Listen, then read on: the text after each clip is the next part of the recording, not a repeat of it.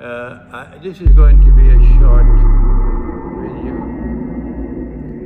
The Security Council of the United Nations has unanimously adopted a resolution recently calling for a peaceful resolution of the conflict in Ukraine and for support for the efforts of the Secretary General of the United Nations.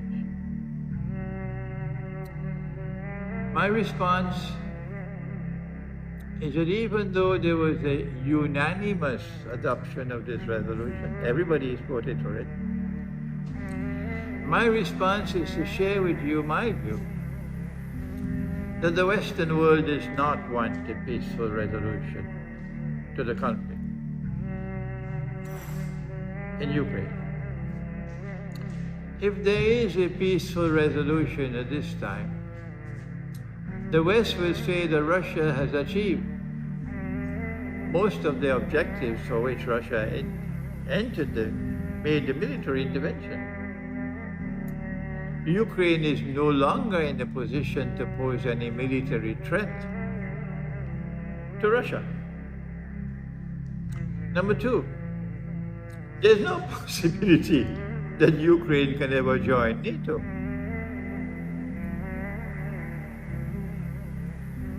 And as a consequence, Russia has already achieved significant success in respect of their objectives. But one of the most important objectives for which Russia intervened was to protect the Russian-speaking people who were living in Donbass on the border with Russia and on the south facing the, I think it's called the Sea of Azov. Ever since the color revolution, I think it costed the West about $6 billion to overthrow the government of Ukraine. And then they're the same people who are so fussy. They say, no, Russia was intervening in the American elections with some emails and so on. This is amazing. And you spent about $6 billion to overthrow the Ukrainian government, which had a positive relationship with Russia, and replace it now with a government which hates Russia and despises Russia and wants to threaten Russia. The people of Donbass, who are Russian-speaking, were not prepared to accept this regime change. They resisted it. And as a consequence, the new Ukrainian government then started a war against them. And these people have been fighting for 7 years to resist that oppression from the Ukrainian government. And when Russia realized that Ukraine was now moving in for a massive attack, it was then that Russia intervened militarily to save her people. And that objective has already been largely achieved. The entire territory of Donbass, however, has not as yet been completely liberated. That's what remains, because there's substantial Ukrainian military presence in Donbass. But if there is a peaceful resolution now, I think Russia is willing for that peaceful resolution. It would indicate that Russia would have succeeded in most of her major objectives in the war. And that is not acceptable to the West. But the West now is obliged publicly to seek a peaceful resolution because of that resolution.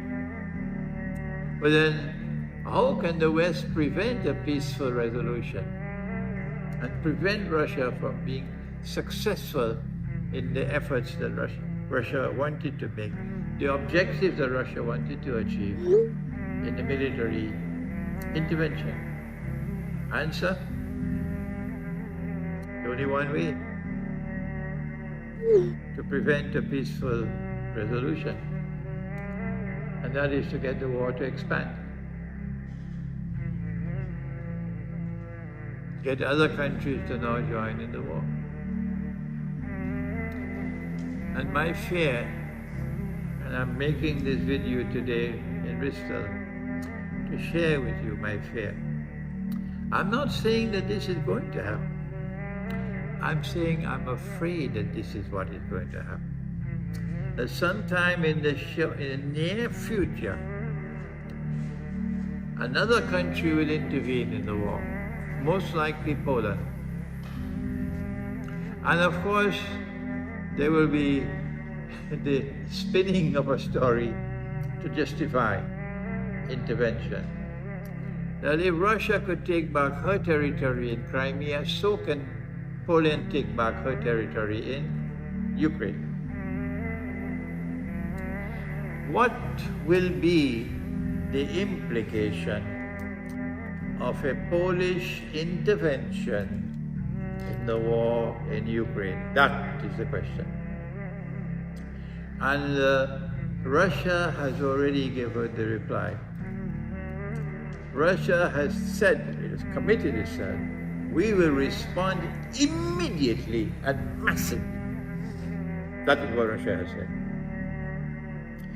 So if within the next 1 month or so, there is a Polish intervention in the war in Ukraine, and Russia then responds as Russia has threatened to respond, the implication is that we will now be on the doorstep of the Great War. I want to share with you again what I suspect. I hope I'm wrong. While the Azerbaijani people are very nice people, wherever I've met them, the government of Azerbaijan today is an Israeli satellite. And so it is possible that an Azerbaijani attack on Armenia, massive attack, would be launched in order to create a diversion. I hope it doesn't happen. I'm going to Armenia now. If that attack on Armenia takes place and fighting starts, then the world's attention will be diverted there. And that will help to cover a Polish attack intervening in the war in Ukraine. How should we respond?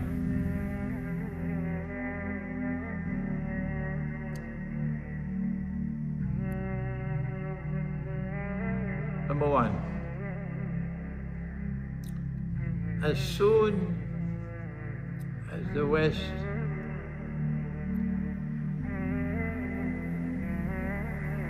is of the view that the moment has come for the Great War, of course they will decide. Great War, they will decide. I don't see Russia deciding at this time, because Russia has now committed itself to peace with Ukraine. So my previous view was that Russia would decide, but now I say no. The West will decide when the Great War will take place. What will they do if they take such a decision? Put on your thinking caps. I think the first thing they'll do is to shut down the internet all over the world.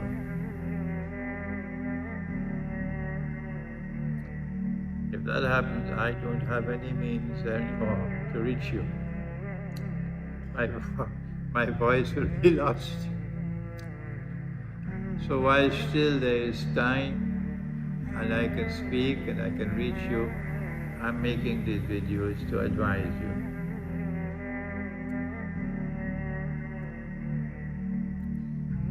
When the war does start, and there is no internet, there's no means for you to know what's happening,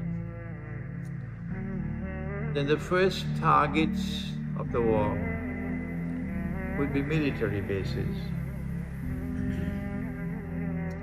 In the Western world, military bases in Germany, so goodbye Germany.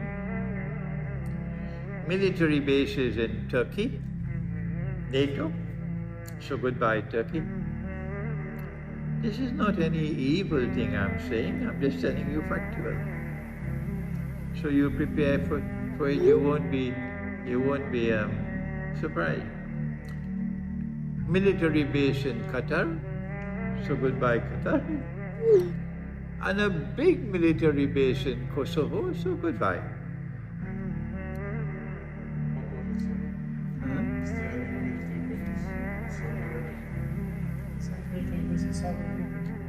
Yes, military bases in Saudi Arabia as well, yeah. Many will die within a short time of the commencement of nuclear war. But not all. Our eschatology tells us that mankind will not perish. Why? Because within 7 years, although one other hadith says 7 months, of the Great War, a Muslim army will conquer Constantinople. So it means that mankind will not perish. Some will die and some will survive. I hope I'm one of the lucky ones who will die. Oh yes. Because those who survive, they are the ones who are going to live in a world which will be terrible, terrible. So let me say one more time, as I've said so many times in the past, stock up on food. Non-perishable food. Canned food. Dates as such, they have so much nutrition in them that you can survive for the whole day with just 3 dates. So stock up on non-perishable foods. Stock up on water. You can't live without water. And don't keep your water in glass containers. Don't keep your water in plastic containers. Keep your water in containers which are not so perishable. And finally, you have to cook. Allah created human beings to cook. And in Surah Yasin, He tells us, I gave you the wood of the trees to cook. So you need to be able to cook. There'll be no electricity. Your gas will run out. So how will you cook? Answer, you have to be in a place where wood is available. If you remain in the city, there'll be no food and there won't no water. So there'll be anarchy in the cities, and people will kill each other for food and for water. They'll break down your doors because they're dying for food and water. If you choose to remain in the city, don't turn to me and ask me what to do. I have asked you for so long, so many times, make a backup arrangement in the remote countryside. Keep enough petrol in your car that you can reach the remote countryside. Because there's safety in the countryside. How do you protect yourself in that world after the Great War? Remember what Allah said in Surah Al-Isra. You remember? وَإِذَا قَرَأْتَ الْقُرْآنَ And when you recite the Quran, جعلنا بينك وبين الذين لا يؤمنون بالآخرة حجابا مستورا. Allah will place a covering over you to protect you. So one of the major protections in the post-nuclear world is to be reciting the Quran. I recite the whole Quran from cover to cover every lunar month. I've been doing it for several years now, and also my students are doing it, alhamdulillah. The best time to recite the Quran is in the mornings. In the Quran, al-Fajr kana mashhuda. Either before Salatul Fajr or after Salatul Fajr. I recited my juz, Minya Posha, this morning. For me, it is the 7th day of Shawwal. For you, maybe it's the 6th. So my juz for today was Suratul Anfal and Suratul Tawbah.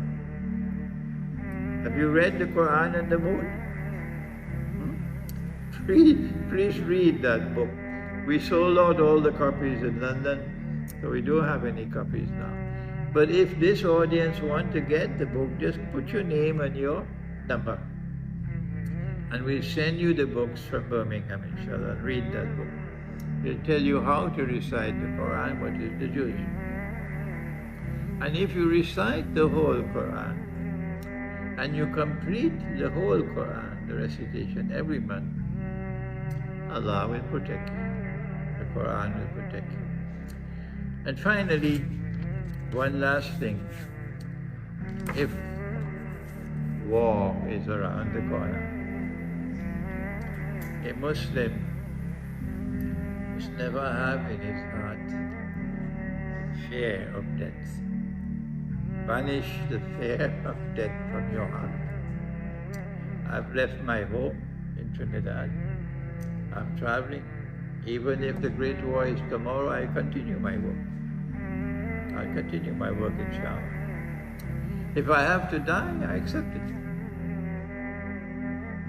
Allah is the one in whose hands is life and death. So banish the fear of death from your hearts. That is only possible if you have faith in your heart. If you do not have faith in your heart, you can't get it in the supermarket. You'll be terrified. You'll be scared. Where can I go and hide? Where can I be safe? But if you have faith in your heart, then you can banish the fear of death from your heart. And I pray and I bless that Allah might take this small video and reach it out to thousands and thousands, inshallah, around the world. Thank you. Wassalamu alaikum wa rahmatullahi wa barakatuh. If you want any books, you can come and I'll autograph them for you.